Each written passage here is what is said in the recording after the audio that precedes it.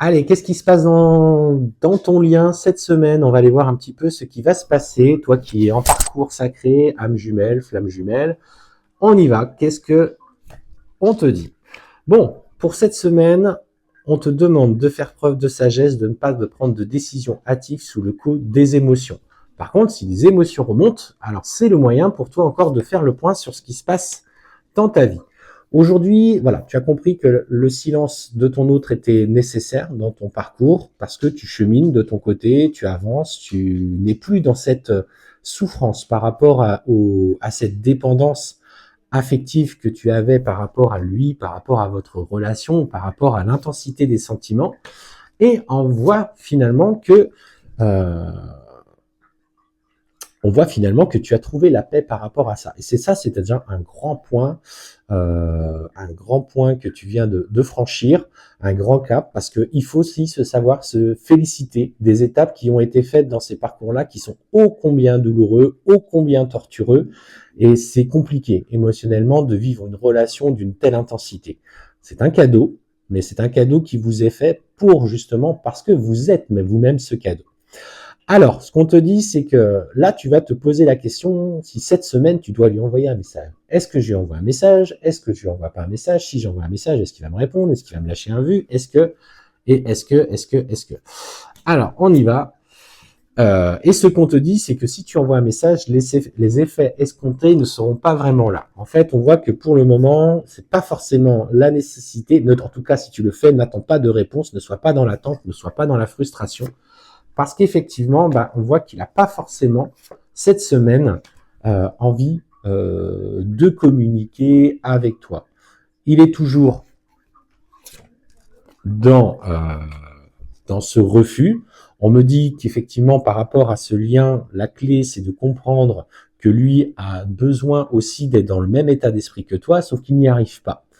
Et plus tu reviens vers lui, plus tu viens réattiser des émotions qui sont présentes en lui, le refus de l'amour, le refus de votre relation, les peurs qui remontent quand tu le contactes, parce que en fait, ça fait naître en lui tellement de sentiments et tellement de choses, et ça le fait tellement flipper que pour le moment, il ne s'y sent pas prêt. Donc ne force pas. Si tu te poses cette question, en tout cas, n'attends rien de ce message. Si tu le fais quand même, n'attends pas qu'il te réponde dans la foulée, comme à une époque, il a pu le faire. Aujourd'hui, il ne veut pas de ça. En tout cas, il ne s'y sent pas prêt.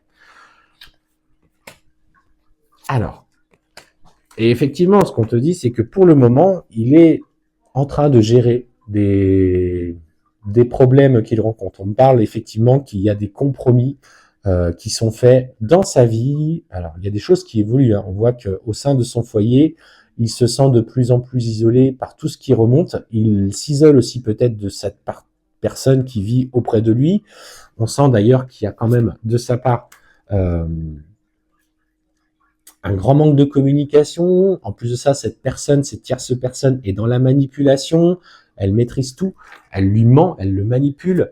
Et en fait, il doit d'abord clarifier toute cette situation dans sa vie présente et dans sa vie matérielle. Elle prend beaucoup de place parce qu'en fait, elle ne veut pas perdre ce qu'elle a gagné en étant aux présences de cette personne qui a beaucoup d'énergie. Quand il est dans cette énergie très masculine, très yang, il met sa force et son courage dans ses tâches quotidiennes, peut-être dans son travail. C'est quelqu'un qui quand même matérialise l'abondance assez facilement et elle ne veut pas perdre ça. Du coup, elle ment, elle manipule.